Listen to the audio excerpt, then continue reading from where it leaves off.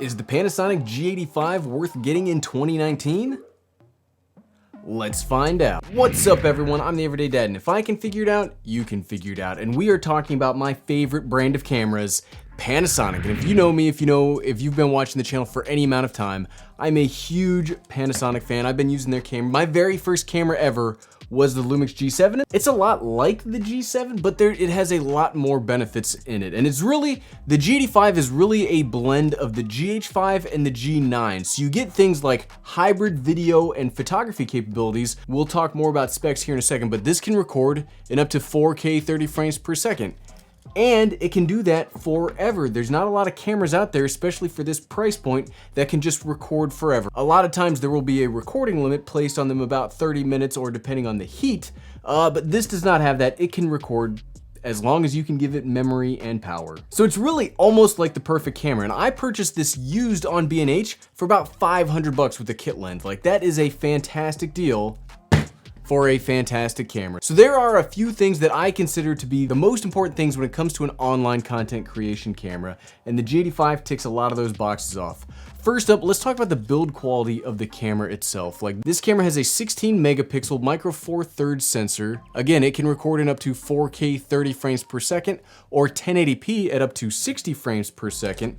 And again, it can do that forever. It has 5-axis in-body image stabilization, and when paired with a compatible Panasonic lens, it can do dual IS technology, which is some of the best stabilization you can get handheld inside of a camera. And if you do hook it up to an external recorder, it can do 422 8-bit. It can't do 10-bit. I mean, it's a $500 camera, but it can do 422 8-bit out. But the construction of this camera is actually fantastic. This is a fully weather sealed camera, and it's got all of the buttons that I look for. And we'll talk more about the buttons specifically in fiddliness here in a little bit, but the construction, it just feels great. Like, it's got selector switches, it's got customizable buttons, it's got function buttons, it's got the ever popular fully articulating touchscreen, which everybody wants, right? You need that screen that's fully touch enabled. Another big benefit of a Panasonic camera is the Panasonic menu system. The way that it's laid out is more important to me than like just being able to touch to use it. Like, this menu system is incredible. You get the photo styles, filter settings, autofocus, resolution, dynamic range, luminance level. I mean, you get everything that you could want from a camera like this. Now, there is a G95 coming out in a few months, so that's why I wanted to talk about this now, because even when the G95 comes out, it's gonna be, ding, amount of dollars, which is not a cheap amount for a camera. Like, that's the benefit of the G85, is you can get them so cheap today. It's just, I'm trying to not talk in too much hyperbole. Another big benefit of the body itself is it has a side-loading SD card. Again, that's not something you get on these kind of cameras. The G7 you do from the bottom. The A6000 line of cameras, you have to put the SD card in from the bottom. So being able to have this on the side means you can have it on a tripod and you can switch out the SD card without needing to move it, which is very important because it's kind of a big pain in the butt to move back and forth if you're trying to do a very quick shot. Let's talk about the next important part, and that's image quality. I mean, right? It's a camera. You kind of want really good image quality coming out of it, and this image quality is fantastic. As you can see here, I just really like the image quality that comes out of a Panasonic camera. I know that Canon is the ones that really get the benefit when it comes to color science, but I very much like the color science that Panasonic has in their micro four thirds cameras, and even their full frame camera. We've talked about the S1 here a few times, but the image quality is seriously great. And for me, I think video quality is both the image and the audio, and the preamps inside of this camera are really great. And a big positive of the G85, much like Panasonic's other cameras, and I'll show you here, is you can turn down the microphone level. So you see it, I already have it all the way down, and if you're going to use a powered microphone, you should turn it down as far as possible. The G85 will go down to -12 decibels. That means that you're not having the camera preamps do a lot of the lifting, you're freeing those up, and you're using the microphone to do a lot of the audio work. Like right now, we're shooting on the Sony a6400, and its mic level is turned all the way down, and this is coming through my mixer to the camera. So you want the camera to do as little as possible, unless it's got some fantastic preamp. The Panasonic cameras and the Sony cameras are the ones that have the best preamps. But don't take my word for it, let's hop outside real quick for a video/vlogging test. Welcome to the vlogging test of the Panasonic Lumix G85. So this is actually, it's a funny story. This is not how we normally do these vlogging tests because I finally had my very first ever SD card failure, and the SD card that I originally did this on like 3 days ago just crapped out on me. So we are redoing this test just so you can see how the vlogging capabilities of the G85 actually work. And the big benefit of the G85 that you're probably seeing right now is it has Panasonic's really good built-in in-body image stabilization. And when you combine it with a Panasonic stabilized lens, you can use their dual IS technology. So the stabilization in the lens combines with the stabilization inside of the camera to give you like double power stabilization, which makes it even better. So you can see this is totally handheld, but it's actually pretty darn good footage. That's one of the big benefits of Panasonic. And another really big benefit of using a Panasonic camera for something like vlogging is if you're using the camera, if you're holding the camera, you're generally close enough to the camera that you can touch the screen. So though they have a terrible reputation for autofocus, I never ever use the autofocus on a Panasonic camera. I tap on the screen in manual focus and then I let it focus that way. So I know I'm always in perfect focus and I never have to worry about it hunting around for me. And the stabilization's great and the audio's great. So everything about Panasonic cameras is great, especially if you want to use it for something like vlogging. I think Panasonic, and I know it's like Canon and Sony are the vlogging champions, but I think Panasonic have the best vlogging cameras on the market. The G85, the G9, and the GH5 are just fantastic. Okay. Back to the video.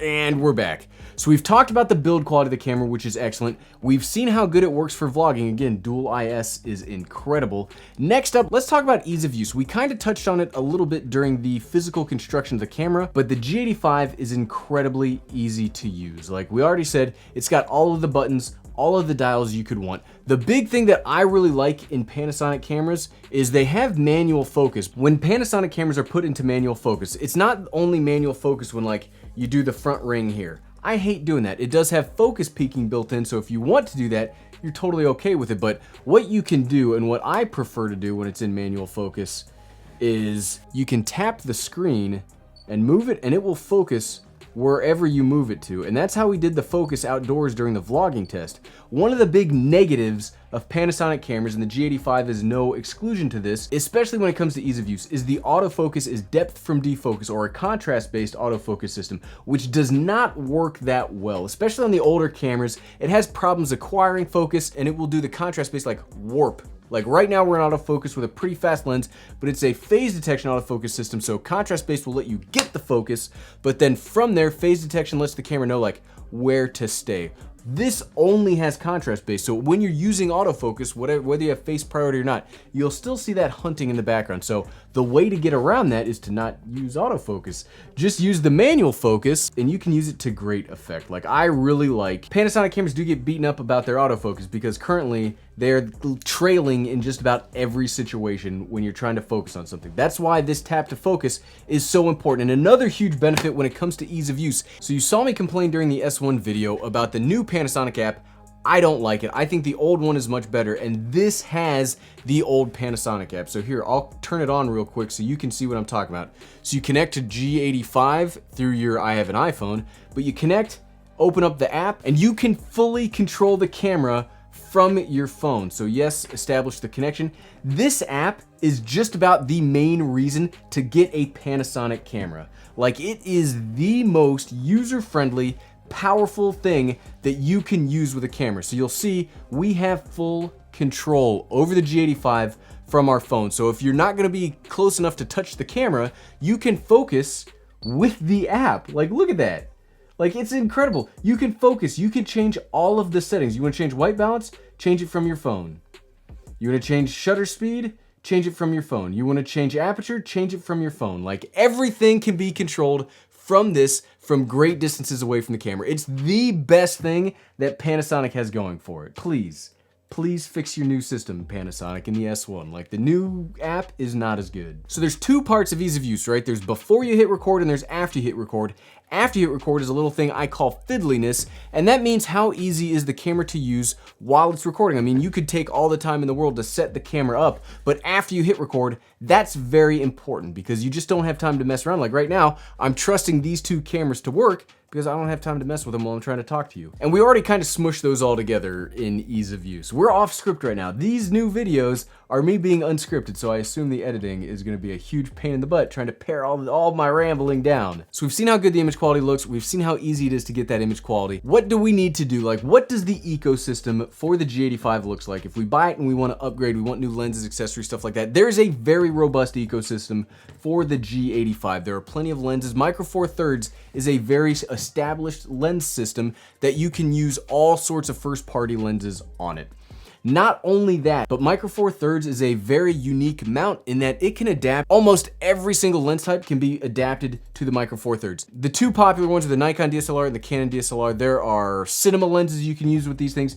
Basically, you can use just about any type of lens you want with this camera. Like, it's incredibly versatile and powerful. So what else out there? We've talked about the G85, how great it is. Spoiler alerts, yes, it's still worth getting in 2019. Actually, I would say in 2019, with other cameras coming out there, this is still a very, very relevant camera. But what else is out there for the price point? You've got something like the A6300, which you can get for about 500 bucks now. You've got the Canon M50 for about 500 bucks now on sale. The Canon SL2, SL3 is roughly in the same price point. And there's the Nikon D3500, but that's more of just for stills. It doesn't have a flip out screen or really usable autofocus. So when you stack those competition up, where does the G85 sit? I would say the G85 sits on top of all of them. The M50 is a fantastic camera, don't get me wrong, it's great. It's an APS-C sensor, it's got great autofocus, it's also got a touch screen, and it's a great camera. But this has better preamps, better looking image to me, better lens selection, better stabilization. It's basically everything you could want in a budget camera